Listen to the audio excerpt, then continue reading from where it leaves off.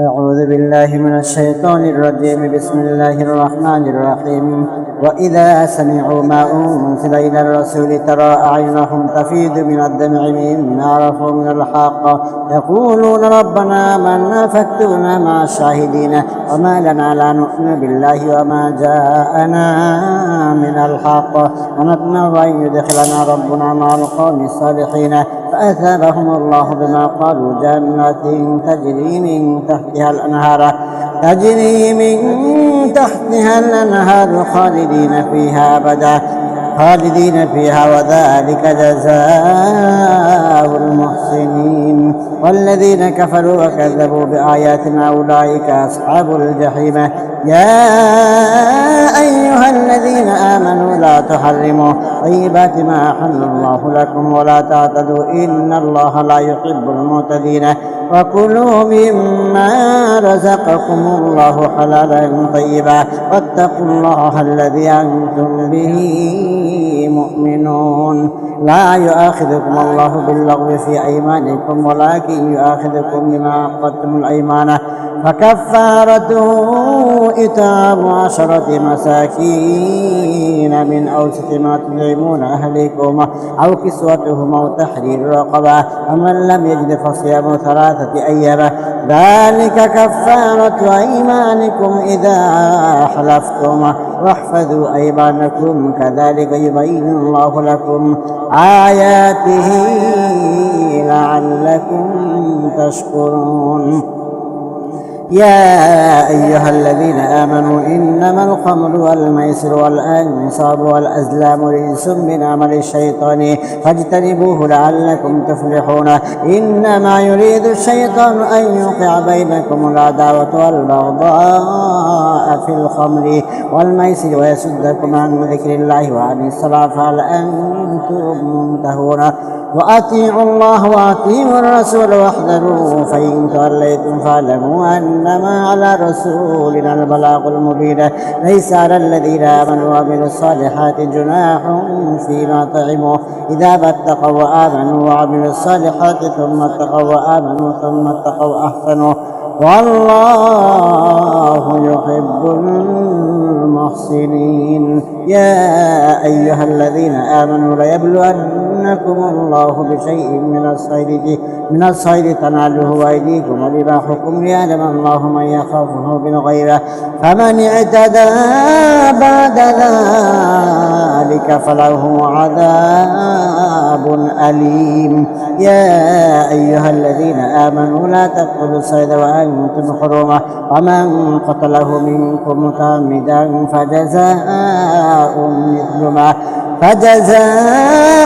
مثل ما قتل من النعم يحكم به ذوى عدل منكم هديا بالغ الكعبة أو كفارة طعام مساكين أو عدل ذلك صياما ليذوق وبال أمره عفى الله عما سلف ومن عاد فينتقم الله منه والله عزيز ذو انتقام. أحل لكم صيد البحر وطعامه متاعا لكم وللسيارة وحرم عليكم صيد البر ما دمتم حرما واتقوا الله الذي إليه تحشرون. جعل الله الكعبة البيت الحرام قياما للناس والشهر الحرام والهدي والقلائد ذلك لتعلموا أن الله يعلم ما في السماوات وما في الأرض وأن الله بكل شيء عليم. اعلموا أن الله شديد العقاب وأن الله غفور رحيم. ما على الرسول إلا البلاغ الله يعلم ما تبدون وما تكتمون.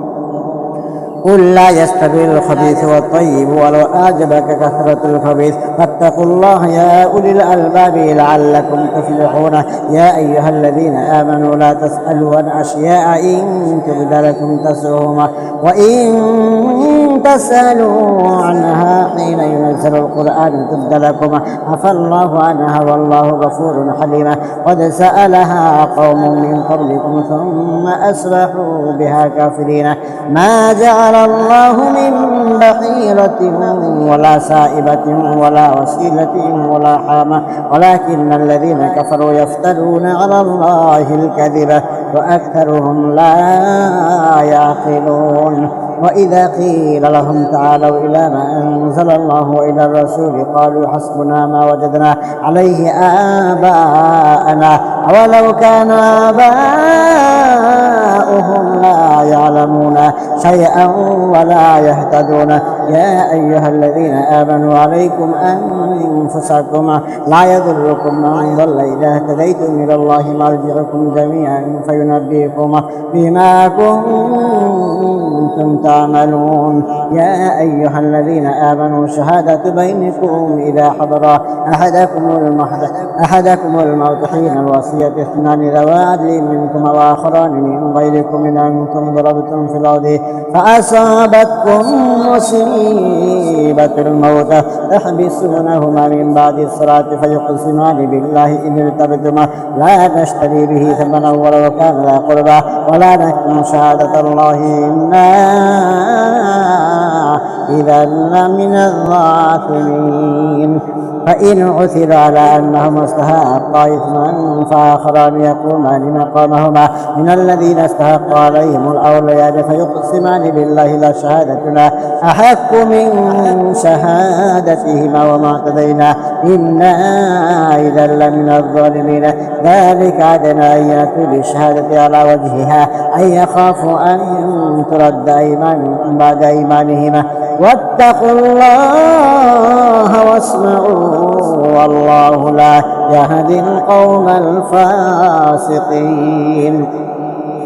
يوم يجمع الله الرسل فيقول ماذا أجبتم قالوا لا علم لنا إنك أنت علام الغيوب إذ قال الله يا عيسى ابن مريم اذكر نعمتي عليك وعلى والدتك إذ أيدتك بروح القدس تكلم الناس في المهد وكهلا وإذ علمتك الكتاب والحكمة والتوراة والإنجيل وإذ تخلق من الطين كهيئة الطير بإذني فتنفخ فيها فتكون طيرا بإذني وتبرئ الأكمه والأبرص بإذني وإذ تخرج الموتى بإذني وإذ كففت بني إسرائيل عنك إذ جئتهم بالبينات فقال الذين كفروا منهم إن هذا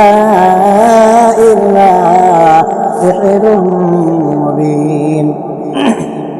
وإذا أوحيت إلى الحواريين أن آمنوا بي وبرسولي قالوا آمنا واشهد بأننا مسلمون إذ قال الحواريون يا عيسى ابن مريم هل يستطيع ربك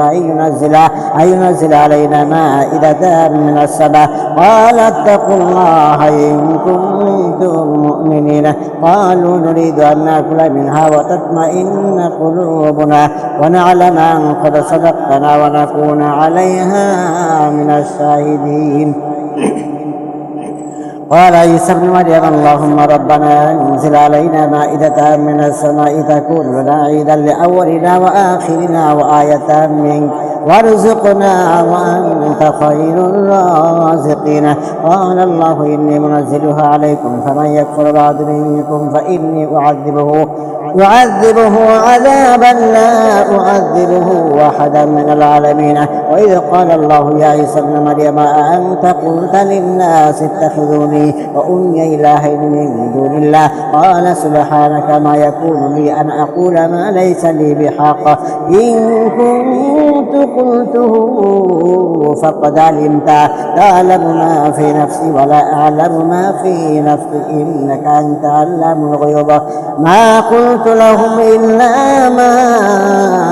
أمرتني به أن يعبدوا الله ربي وربكم وكنت عليهم شهيدا ما دمت فيهم فلما توفيتني كنت أنت الرقيب عليهم وأنت على كل شيء شهيد إن تعذبهم فإنهم عبادك وإن تغفر لهم فإنك أنت العزيز الحكيم قال الله هذا يوم ينفع الصادقين صدقهم لهم جنات تجري من تحتها الأنهار خالدين فيها أبدا رضي الله عنهم ورضوا عن ذلك الفوز العظيم لله ملك السماوات والأرض وما فيهن وهو على كل شيء قدير بسم الله الرحمن الرحيم الحمد لله الذي خلق السماوات والأرض وجعل الظلمات والنور ثم الذين كفروا بربهم يعدلون هو الذي خلقكم من طين ثم قضى أجلا وأجل مسمى عنده ثم أنتم تمترون وهو الله في السماوات وفي الأرض يعلم سركم وجهركم ويعلم ما تكسبون وما تأتيهم من آية من آيات ربهم إلا كانوا عنها معرضين فقد كذبوا بالحق لما جاءهم فسوف يأتيهم أنباء ما كانوا به يستهزئون ألم يروا كما أهلكنا من قبلهم من قرن مكناهم في الأرض ما لم نمكن لهم وأرسلنا السماء عليهم مدرارا وجعلنا الأنهار تجري من تحتهم فأهلكناهم بذنوبهم وأنشأنا من بعدهم قرنا آخرين ولو نزلنا عليك كتابا في قرطاس فلمسوه بأيديهم لقال الذين كفروا إن هذا إلا سحر مبين وقالوا لولا أنزل عليه ملك ولو أنزلنا ملكا لقضي الأمر ثم لا ينظرون ولو جعلناه ملكا لجعلناه رجلا وللبسنا عليهم ما يلبسون ولقد استهزئ برسل من قبلك فحاق بالذين سخروا منهم ما كانوا به يستهزئون قل سيروا في الأرض ثم انظروا كيف كان عاقبة المكذبين قل لمن ما في السماوات والأرض قل لله كتب على نفسه الرحمة ليجمعنكم إلى يوم القيامة لا ريب فيه الذين خسروا أنفسهم فهم لا يؤمنون وله ما سكن في الليل والنهار هو السميع العليم قل أغير الله أتخذ وليا فاطر السماوات والأرض وهو يطيع ولا يطعم قل إني أمرت أن أكون أول من أسلم ولا تكونن من المشركين قل إني أخاف إن عصيت ربي عذاب يوم عظيم من يصرف عنه يومئذ فقد رحمه ذلك الفوز المبين وإن يمسسك الله بضر فلا كاشف له إلا هو وإن يمسسك بخير فهو على كل شيء قدير وهو القاهر فوق عباده وهو الحكيم الخبير قل أي شيء أكبر شهادة قل الله شهيد بيني وبينكم وأوحي إلي هذا القرآن لأنذركم به ومن بلغ أئنكم لتشهدون أن مع الله آلهة أخرى قل لا أشهد قل إنما هو إله واحد وإنني بريء مما تشركون الذين آتيناهم الكتاب يعرفونه كما يعرفون أبناءهم الذين خسروا أنفسهم فهم لا يؤمنون ومن أظلم ممن افترى على الله كذبا وكذب بآياته إنه لا يفلح الظالمون ويوم نحشرهم جميعا ثم نقول للذين أشركوا أين شركاؤكم الذين كنتم تزعمون ثم لم تكن فتنتهم إلا أن قالوا والله ربنا ما كنا مشركين انظر كيف كذبوا على أنفسهم وضل عنهم ما كانوا يفترون ومنهم من يستمع إليك وجعلنا على قلوبهم أكنة من يفقهوه وفي آذانهم وقرا وإن يروا كل آية لا يؤمنوا بها حتى إذا جاءوك يجادلونك يقول الذين كفروا إن هذا إلا أساطير الأولين وهم ينهون عنه وينأون عنه وإن يهلكون إلا أنفسهم وما يشعرون ولو ترى إذ وقفوا على النار فقالوا يا ليتنا نرد ولا نكذب بآيات ربنا ونكون من المؤمنين بل بدا لهم ما كانوا يخفون من قبل ولو ردوا لعادوا لما نهوا عنه وإنهم لكاذبون وقالوا إن هي إلا حياتنا الدنيا وما نحن بمبعوثين ولو ترى إذ وقفوا على ربهم قال أليس هذا بالحق قالوا بلى وربنا قال فذوقوا العذاب بما كنتم تكفرون قد خسر الذين كذبوا بلقاء الله حتى إذا جاءتهم الساعة بغتة قالوا يا حسرتنا على ما فرطنا فيها وهم يحملون أوزارهم على ظهورهم على ساء ما يزرون وما الحياة الدنيا إلا لعب وللدار الآخرة خير للذين اتقون فلا تعقلون قد نعلم إنه ليحزنك الذين يقولون فإنهم لا يكذبونك ولكن الظالمين بآيات الله يجحدون ولقد كذبت رسل من قبلك فصبروا على ما كذبوا وأوذوا حتى آتاهم نصرنا ولا مبدل لكلمات الله ولقد جاءك من نبأ المرسلين وإن كان كبر عليك إرادهم فإن استطعت أن تبتغي نفقا في الأرض أو سلما في السماء فتأتيهم بآية ولو شاء الله لجمعهم على الهدى فلا تكونن من الجاهلين إنما يستجيب الذين يسمعون والموتى يبعثهم الله ثم إليه يرجعون وقالوا لولا نزل عليه آية من ربه قل إن الله قادر على أن ينزل آية ولكن أكثرهم لا يعلمون وما من دابة في الأرض ولا طائر يطير بجناحيه إلا أمم أمثالكم ما فرطنا في الكتاب من شيء ثم إلى ربهم يحشرون والذين كذبوا بآياتنا صم بكم في الظلمات من يشاء الله يضلل ومن يشاء يجعله على صراط مستقيم قل أرأيتكم إن أتاكم عذاب الله وأتتكم الساعة غير الله تدعون إن كنتم صادقين بل إياه تدعون فيكشف ما تدعون إن شاء وتنسون ما تشركون ولقد أرسلنا إلى أمم من قبلك فأخذناهم بالبأساء والضراء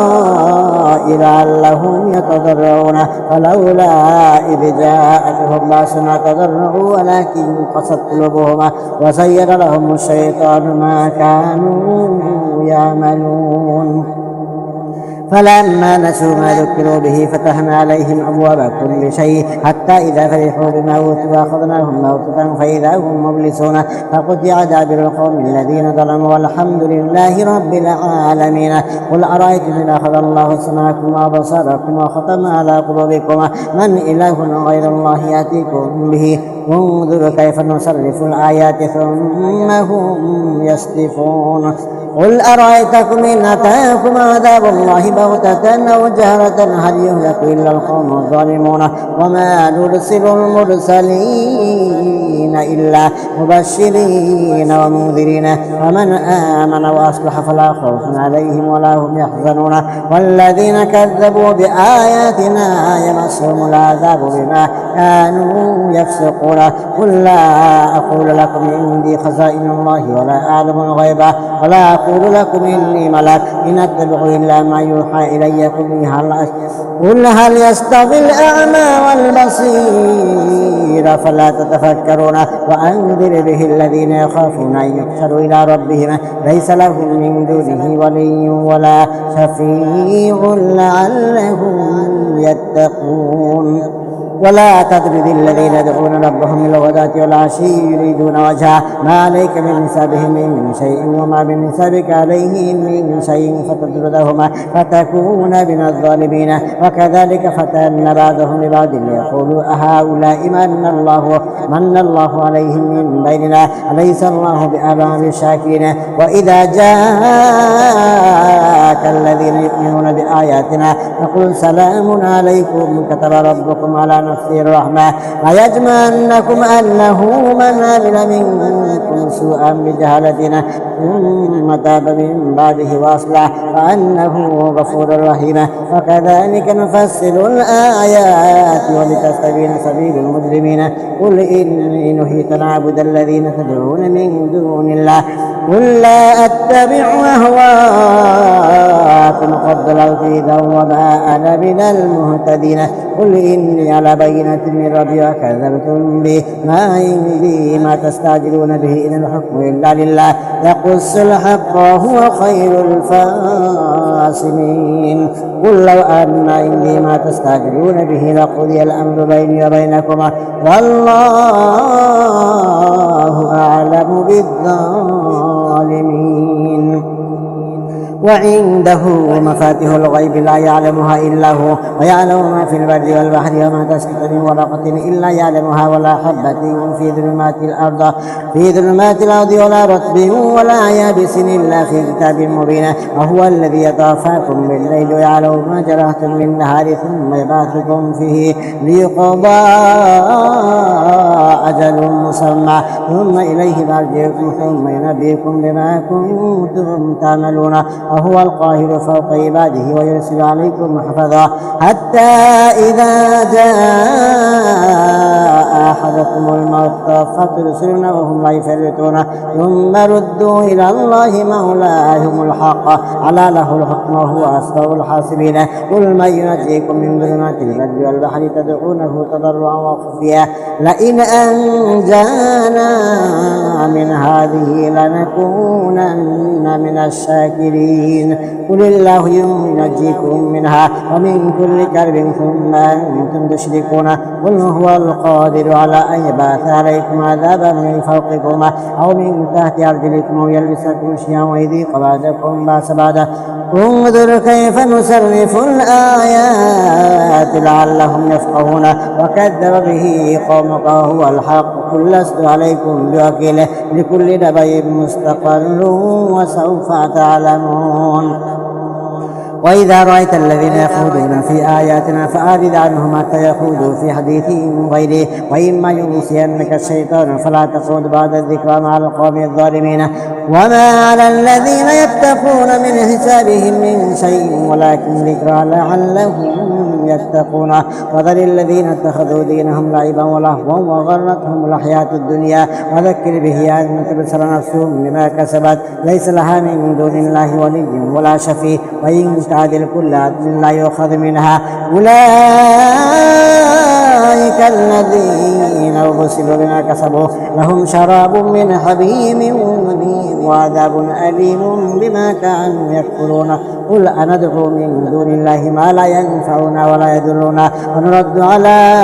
أعقابنا بعد إذ هدانا الله كالذي استهوته الشياطين في الأرض حيران له أصحاب يدعونه إلى الهدى ائتنا. قل إن هدى الله هو الهدى وأمرنا لنسلم لرب العالمين وأن أقيموا الصلاة واتقوا وهو الذي إليه تحشرون. وهو الذي خلق السماوات والأرض بالحق ويوم يقول كن فيكون قوله الحق وله الملك يوم ينفق في الصور عالم الغيب والشهادة وهو الحكيم الخبير. وإذ قال إبراهيم لأبيه آزر أتتخذ أصناما آلهة إني أراك وقومك في ضلال مبين. وكذلك نري إبراهيم ملكوت السماوات والأرض وليكون من الموقنين. فلما جن عليه الليل رأى كوكبا قال هذا ربي فلما أفل قال لا أحب الآفلين. فلما رأى القمر بازغا قال هذا ربي فلما أفل قال لئن لم يهدني ربي لأكونن من القوم الضالين. فلما رأى الشمس بازغة قال هذا ربي هذا أكبر. فلما أفلت قال يا قوم إني بريء مما تشركون إني وجهت وجهي للذي فطر السماوات والأرض حنيفا وما أنا من المشركين. وحاجه قومه قال تحاجوني في الله وقد هدانا ولا أخاف ما تشركون به إلا أن يشاء ربي شيئا وسع ربي كل شيء علما فلا تتذكرون. وكيف أخاف ما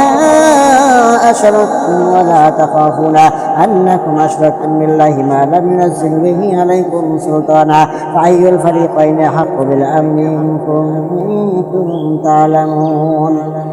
الذين آمنوا ولم يلبسوا إيمانهم بظلم أولئك لهم الأمن وهم مهتدون وتلك حجتنا آتيناها إبراهيم على قوم نرفع درجات من نشاء إن ربك حكيم عليم ووهبنا له إسحاق ويعقوب كلا هدينا ونوحا هدينا من قبل ومن ذريته داود وسليمان وأيوب